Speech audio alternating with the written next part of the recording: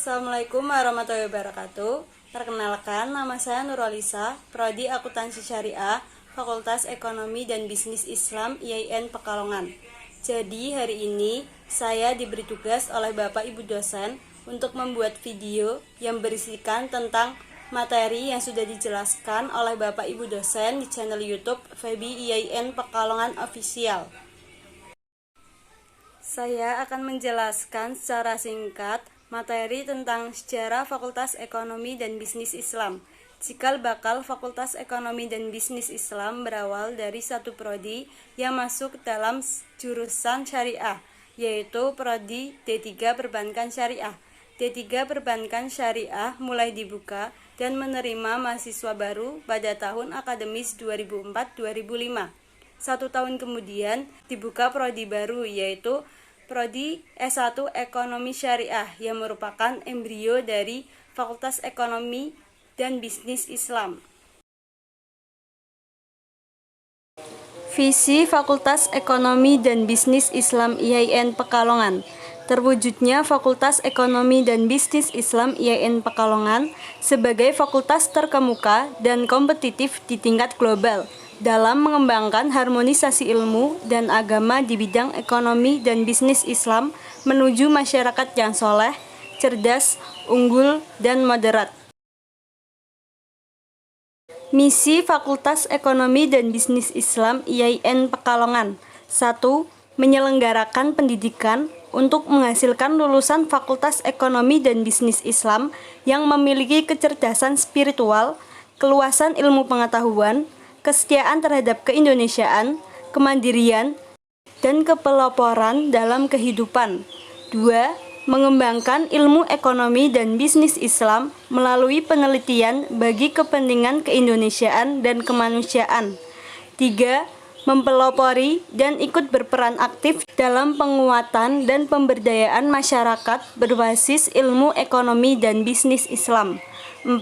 Menyelenggarakan tata kelola kelembagaan secara profesional, transparan, dan akuntabel dalam rangka mencapai kepuasan sivitas akademika dan pemangku kepentingan.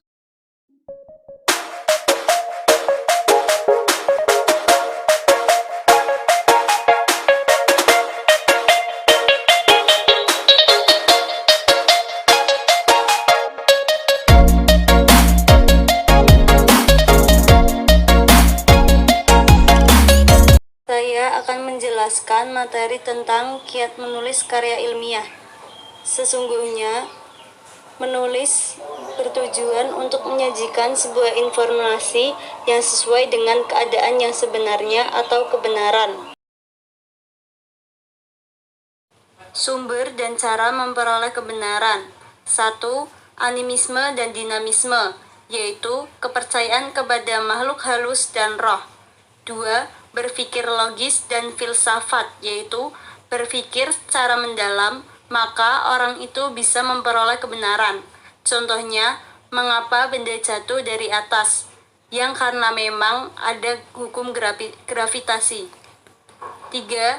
Agama dan kitab suci atau religion, bahwa kita diajarkan Allah itu satu dan itu adalah kebenaran. 4. Trial dan error atau uji coba.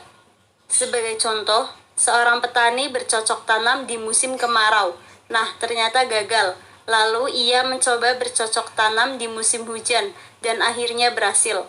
Dari uji coba itu, ia memperoleh yang namanya kebenaran. 5. Tokoh berotoritas atau kiai, dukun, dan lain-lain. 6. Penelitian atau research. Mencari kebenaran dengan cara melakukan penelitian atau riset. Ini yang lazim dilakukan oleh para akademisi peneliti termasuk dalam mahasiswa. Penelitian. 1. Proses mencari kebenaran dan prinsip ilmiah. Contohnya jujur, objektif, sistematis. 2. Penelitian sebagai proses mencari kebenaran umumnya dijalankan oleh akademisi, peneliti, dan lain-lain. 3. Metode yang digunakan. yaitu metode observasi, wawancara, kuesioner, dan lain-lain. 4. Dari hasil penelitian diterbitkan melalui berbagai media publikasi dalam berbagai bentuk karya tulis. Bentuk-bentuk karya tulis. 1. Makalah atau tugas kuliah. 2. Artikel atau tugas kuliah yang dipublikasikan. 3. Skripsi untuk program sarjana. 4. Tesis untuk program magister. 5. Disertasi untuk program dokter. Menentukan ide menulis. 1. Mengamati. Contoh, mengamati kejadian sehari-hari yang terjadi di masyarakat seperti pasar, perkantoran, pusat bisnis, kegiatan keagamaan, dan lain-lain. 2. Membaca. Contohnya, membaca tulisan di berbagai media, koran, artikel, buku, laporan penelitian, dan lain-lain. 3. Diskusi. Contoh, mendiskusikan persoalan yang fenomenal dan aktual. Keterampilan menulis. 1. Rajin berlatih dan berlatih. 2. Menggunakan reference management atau Mendeley, Zotero, dan lain-lain. 3. Menyajikan dengan baik, logis, sistematis, atau keseluruhan dan paragraf. 4. Menjaga originalitas, menghindari plagiasi dan similarity atau aplikasi Turnitin. 3 teknik untuk menghindari plagiarisme. 1. Mengutip.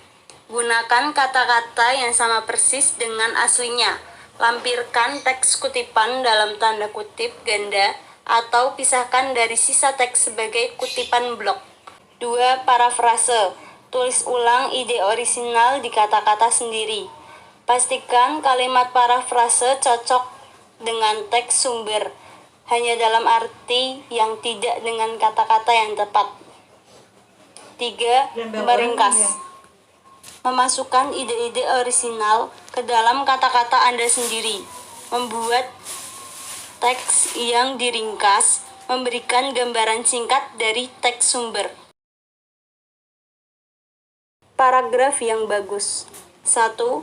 Bersatu, yaitu semua kalimat berhubungan dengan satu titik pusat atau ide. 2. Relevan, yaitu gugus kalimat mendukung tema, keseluruhan, dan tujuan dari kertas.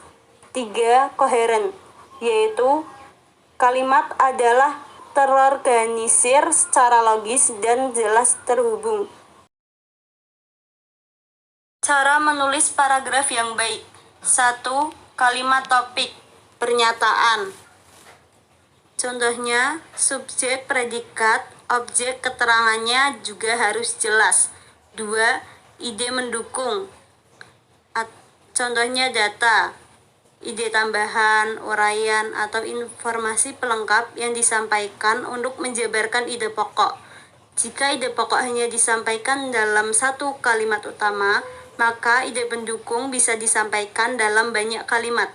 3. Menambahkan detail, yaitu contoh dan referensi. 4. Kalimat penutup. Kalimat penutup dianggap sebagai penegasan, biasanya berisi harapan dan ucapan terima kasih. Tahu cara memilih antara tabel, gambar, dan teks untuk data Anda. 1. Gunakan tabel saat Anda ingin membaca fokus pada spesifik numerik, nilai, atau data, alih-alih tren atau pola di seluruh kumpulan data. 2. Gunakan angka ketika Anda ingin membaca fokus pada general pola di seluruh data. Atur alih-alih nilai data yang tepat atau gunakan grafik dan plot data untuk tujuan ini. 3. Gunakan teks saat Anda bisa mendapatkan pembaca untuk fokus pada kunci informasi tanpa menggunakan tabel atau gambar. Saya akan menjelaskan materi tentang etika mahasiswa dalam berkomunikasi dan berbusana. Selain intelektualitas dan spiritualitas kita kepada Sang Pencipta, kita juga harus berkomunikasi dengan yang lainnya, karena komunikasi merupakan salah satu poin pendorong keberhasilan kita dalam hidup. Berkomunikasi juga ditentukan oleh pengetahuan kita. Selain berkomunikasi, kita juga perlu menyesuaikan dalam berbusana. Oleh karena itu, kita harus paham apa itu etika. Etika merupakan adat, kebiasaan, atau cara hidup seseorang dengan melakukan perbuatan yang baik dan menghindari yang buruk.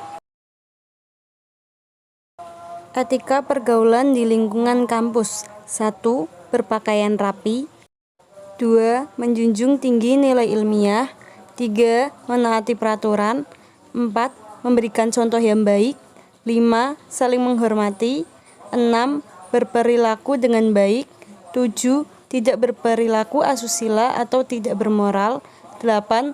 Bersedia menerima sanksi atas pelanggaran yang dilakukan. Etika pergaulan di luar kampus. 1. Menjadi contoh yang baik. 2. Berperilaku dan bertutur kata yang baik. 3. Berupaya mengaplikasikan ilmu yang dipelajari sebagai wujud pengabdian di masyarakat. Etika pergaulan mahasiswa dengan dosen. Mahasiswa sebagai golongan terpelajar harus menjaga citra kampus. Mengucapkan salam apabila bertemu, berjabat tangan atau membungkukkan kepala, menjaga perkataan dengan bahasa yang sopan.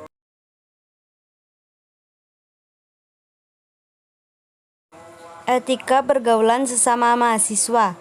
Contohnya, menyapa teman apabila bertemu, jangan menyapa dengan sebutan yang tidak disukai, hindari ucapan yang merendahkan, dan lain-lain.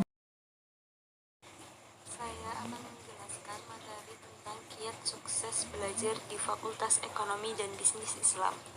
Kuliah merupakan investasi masa depan, karena dengan kuliah kita akan mendapatkan pengetahuan yang lebih banyak dibandingkan dengan sekolah. Selain itu, ketika kita kuliah, kita dapat meningkatkan skill, baik itu hard skill maupun soft skill. Selain mengasah skill, teknik, dan menambah pengetahuan dalam kuliah, kita juga akan mempelajari bagaimana cara bersikap atau berattitude yang baik. Dari semua yang kita peroleh, kita juga akan mendapatkan banyak pengalaman dari apa yang kita jalani dan pelajari dalam dunia perkuliahan. Perbedaan perguruan tinggi dengan sekolah. 1. Tanggung jawab lebih besar. 2. Nilai yang lebih tegas. 3. Jumlah ujian lebih sedikit. 4. Kecepatan mengajar lebih tinggi. 5. Tugas tidak selalu diperiksa. Cara belajar dalam dunia perkuliahan. 1. Strategi belajar visual. Dengan memahami materi lewat bacaan, gambar, peta, grafik, atau memvisualisasikan materi dalam benak. 2. Strategi belajar auditori, yaitu mendengar penjelasan dosen dengan baik, menerangkan ulang materi pada teman Anda, menggunakan nada atau lagu untuk mengingat. 3. Strategi belajar kinestetik, yaitu melibatkan banyak anggota tubuh.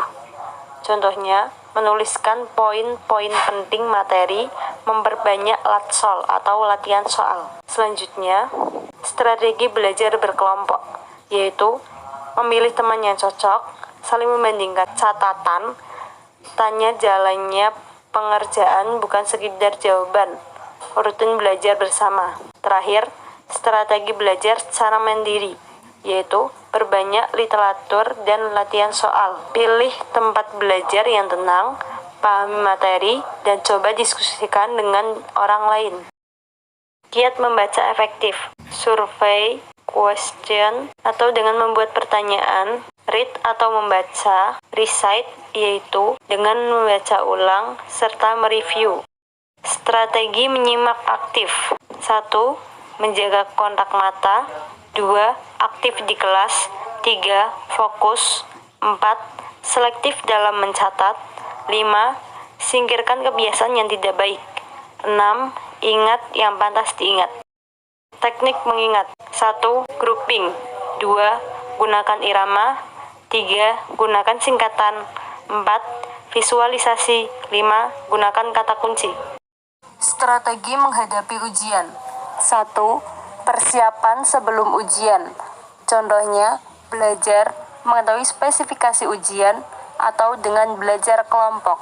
2. Saat menjalani ujian, yaitu kerjakan yang mudah terlebih dahulu. Redakan tegang, perkirakan kemacetan, mengarang cerdas. 3. Setelah ujian, contohnya, periksa penjumlahan nilai, periksa tiap pengurangan nilai serta alasannya, simpan hasil ujian. Teknik menulis. 1.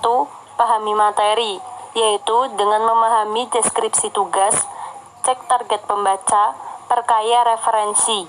2. Menulis draft awal. Contohnya, brainstorming, mulai dari mana saja serta menggunakan gaya sendiri. Revisi draft. 3. Seni presentasi. Kuasai materi, public speaking yang baik, serta penyajian materi yang baik.